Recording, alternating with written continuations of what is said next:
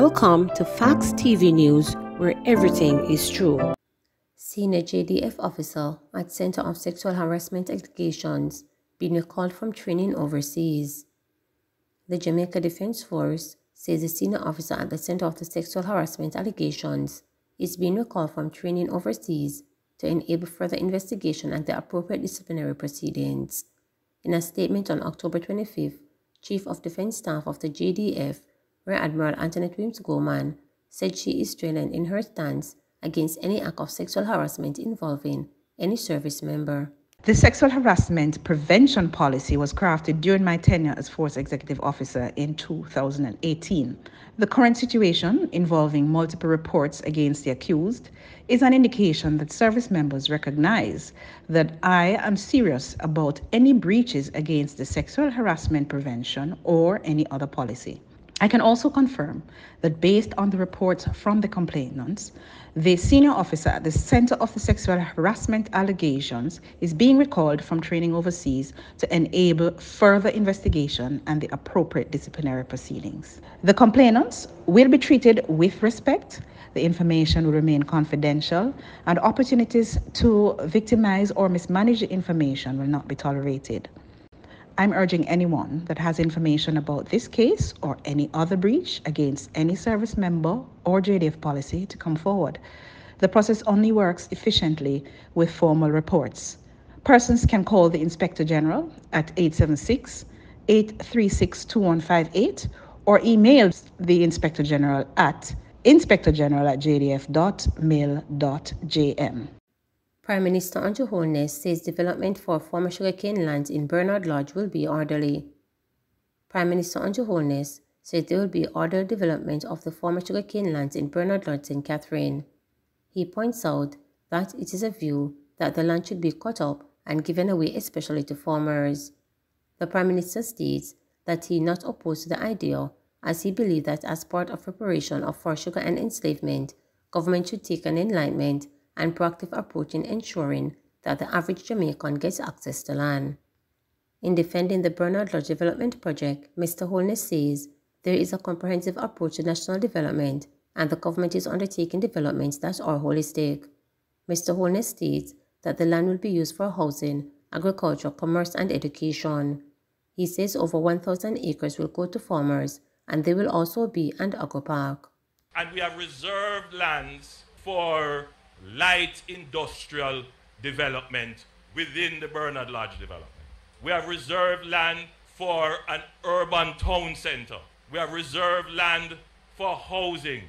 You are going to have a diversity of housing options here. We have reserved 100 acres of land for the NHT and the HAJ to build houses that will be accessible to those who fall within the low-income earning bracket. So this is not just going to be a place where only middle-income and upper-income people will be able to live. The government has given the land, not sold it. So the cost of the units will not have the cost of the land in it, and therefore the prices will be lower. We have reserved several acres, 22 acres in this lot, for social services, including a school. Windshield wiper shot dead in St. Andrew. A windshield wiper is dead after he was shot multiple times by men aboard a motor vehicle at the intersection of Dunrobin Avenue and Constant Spring Road in St. Andrew. The victim has been identified as Maurice Simmet. Preliminary reports are that around 10:45 a.m. on Tuesday, Simmet was working at the stoplight. Two men on motorcycle opened fire, hitting the windshield wiper multiple times. He was rushed to hospital where he was pronounced dead. Police and crime scene detectives were at the scene, which had resulted in a pileup of traffic on Constant Spring Road. Motorists were advised to use alternative routes where possible. Violence soaring globally, says Strang. Minister of National Security Dr. Harry Strang is framing Jamaica's crime problem in the context of soaring violence globally influenced by the novel coronavirus pandemic. We have a challenge with crime, but violence throughout the globe is increasing in the post-COVID-19 era. Some inner-city areas in the United States are having the same level of violence we're having in Jamaica, other Caribbean islands, coming out of the 2 years lockdown. We're holding steady and focused as a country all because of the effective leadership of your government led by Angie Michael Holness, Chang told the Jamaica Labour Party in St. Elizabeth at a parish conference.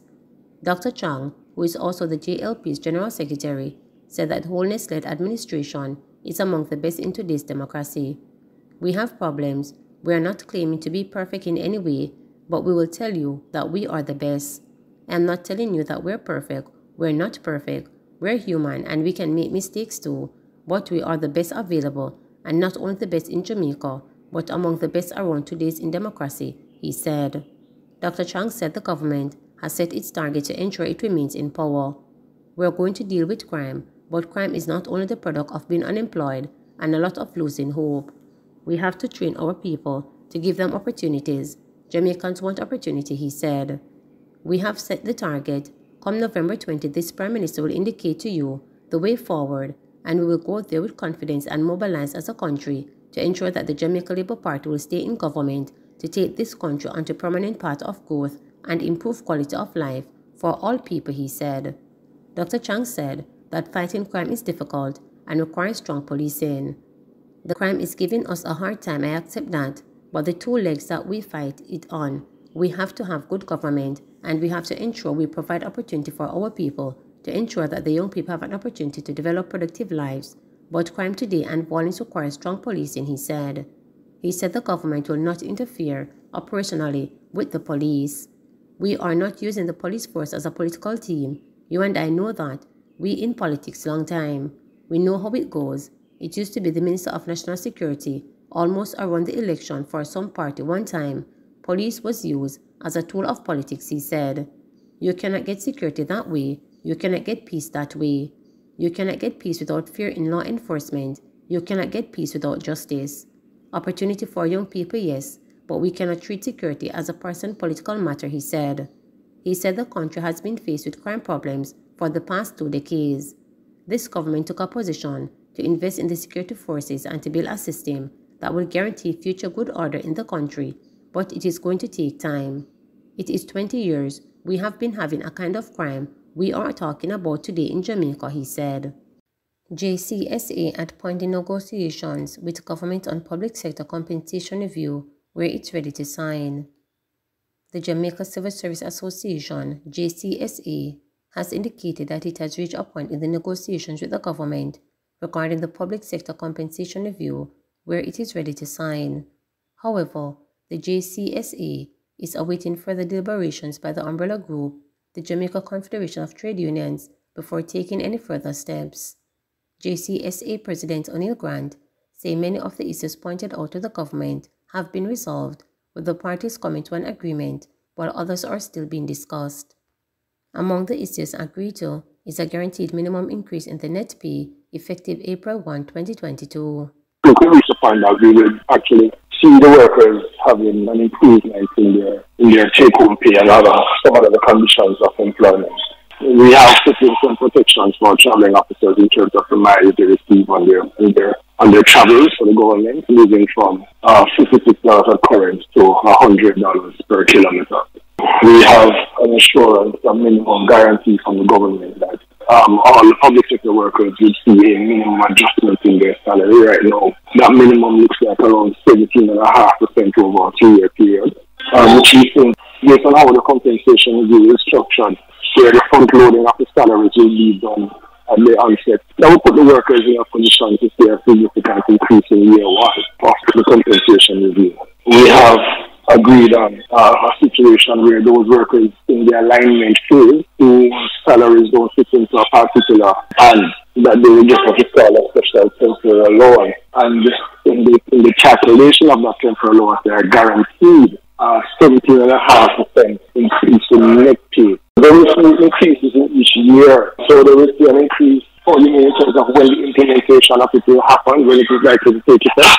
The effective date is April 1, 2022, but in terms of when the ministry will be in a position to start paying, that will have to be an announcement and a determination by the Ministry of Finance. I think we as Labour leaders would have done enough to come to the table and to get the government on a path to start the implementation. They have their own internal processes that they have to take care that the Ministry of Finance will have to make pronouncements on. But where we are now, I think, given where we are now, the possibility does exist that the workers will not see any adjustments until January of 2023. Please remember to subscribe, like, share, and click the notification bell.